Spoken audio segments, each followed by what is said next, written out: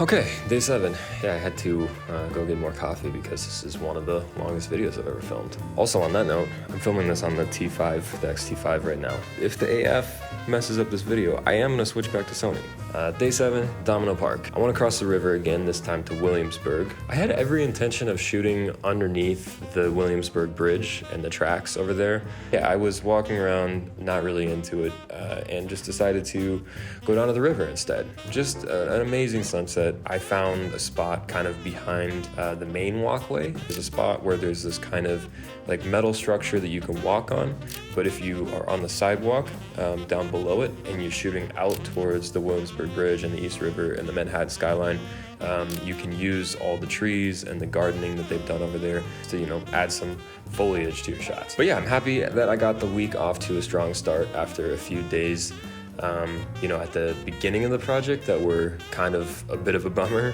It was nice to start the second week of it strong. So day 8 was a little bit different because generally with this project, what I'd been doing is going out after work, but day 8, I went out first thing in the morning, something I arguably should have probably done a little bit more on this project just to free up more of my nights, but I lived right on the border of Harlem, Washington Heights, and I started out at this little Dominican-owned hole-in-the-wall coffee shop. And if I might quote from the great Roman Fox, the best part about street photography is the coffee and the food. From 162nd, where the coffee shop is, I wandered up about 20 blocks or so from where I live and stopped around 181st. I mostly focused on the neighborhoods, kind of just, you know, was curious about how the light was hitting the storefronts and all that kind of stuff first thing in the morning. So this was a pretty casual session, not really, you know, the time and the place where I wanted to be, you know, up in people's faces at 7 a.m. before they've had their coffee in a neighborhood, people just trying to like go to their jobs. So I kind of put an emphasis on cityscapes and just capturing that fall light in all these amazing little streets. Day 9 was rough. I think Thursdays for me might have been cursed with this project. I don't know why. Maybe it's like the end of the week sprint to get everything done, and it's just the last thing you feel like doing is going all the way downtown, especially to Times Square. But yeah, I got my camera out anyway, like I told myself I was going to. Spend an hour walking around 7th and 8th Avenue, just a little ways up from 42nd Street. Even though it was a quick session with just a handful of decent photos, it's always fun to walk around at night in particular, especially Times Square. Just all the signs, you can get this like very, I don't know, cyberpunk, futuristic sort of vibe, which is all these really tall neon signs and stuff everywhere. Super cool vibe. And I actually spent a lot of time focused on the area around the theaters, which was cool. I hadn't really shot around there, but yeah, again, that's where kind of all those signs and lights and stuff are, so it made for some cool stuff. Day 10, Times Square Part 2. This is kind of a repeat. Times Square at night, probably one of the better places to be a street photographer. But yeah, it was a little tough to stay motivated. I think that doing Times Square 2 days in a row was a bad choice. Again, I was kind of coming back to redo the day before, but I think the day before kind of took all of the motivation I had to deal with Times Square out of me. So I didn't stay out long, and I wasn't really feeling day 10 from start to finish. But day 11, day 12, the last couple of days of this project did get some of my best shots. So day 11, the International Center for Photography and also Houston Street. Didn't have much of a plan. I had a couple of stops. Like I said, I wanted to go to the ICP and I wanted to shoot around Houston. Day 11 also made me painfully aware of how burnt out I was at this point in the project. And yeah, I mean, like I said at the top, I don't mean to complain. Just being a photographer with the opportunity to live for an extended period of time in New York, to photograph it, to document it, on more than just a trip. Like, I realize how lucky I am, but burnout is burnout. Like, when you are not inspired to create, you're not inspired to create. It doesn't matter if you're in, you know, the least interesting place to photograph on planet Earth, or if you're in London, New York, San Francisco, whatever. If you're burnt out, you're not inspired. If you're burnt out, you're not inspired. Nothing's gonna change that.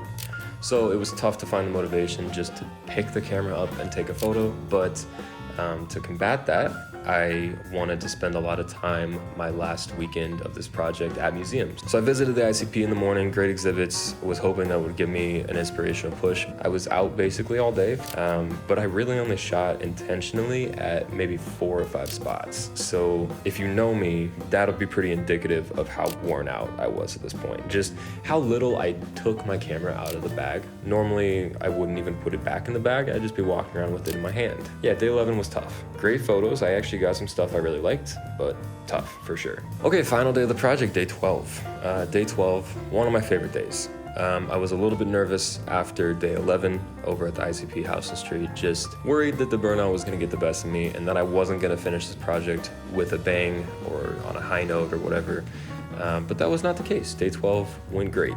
Maybe it wasn't the most energetic street photographer, but yeah, it helped again to check out more museums. I went to the MoMA, which I hadn't been to before, and there was a pretty huge Robert Frank exhibition. So I found a lot of inspiration in that, even though it was less about his street photography and more about his other types of photography, how he documented his personal life, his friends, like his friendships with Allen Ginsberg and Jack Kerouac. Cool to see just like kind of a tribute to the life of one of the greatest street photographers ever. Even though it wasn't easy to find the inspiration, I went out and I took a ton of photos that I really, really loved. I went to the Manhattan Bridge. That's the location that I kind of had in mind the whole time to end the project. It was awesome. I mean, it's hard to miss on the Manhattan Bridge. It's a beautiful bridge, and you have a ton of vantage points where you can shoot down into Chinatown. You can capture kind of life from above, which is really cool. Last light on a Sunday afternoon, you know, the last dregs of sunset,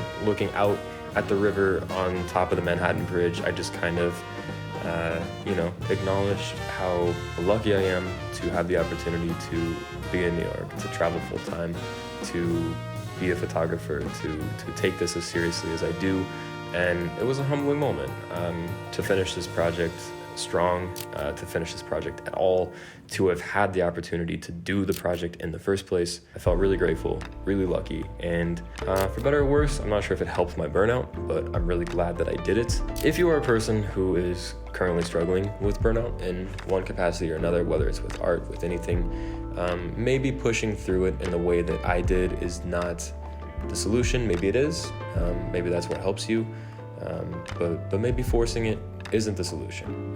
There's nothing wrong with rest. There's nothing wrong with listening to your body and your mind when it's telling you that enough is enough. I'm not sure that I expected this project to be as difficult as it was motivationally, inspirationally. Really proud that I made it through, and I hope that you enjoyed this video, this discussion on burnout, this you know, documentation of 2 weeks spent doing street photography almost every single day in the greatest city to do street photography. Thank you, as always, so very much for watching. I know this video is probably going to be a longer one, so if you made it all the way to the end, thank you so much. It means the world to me to have the support of random strangers on the internet watching my videos and commenting and you know, talking about photography, nerding out about camera gear with me, the whole bit. So thank you, and I appreciate it so much, and I will see you in the next one.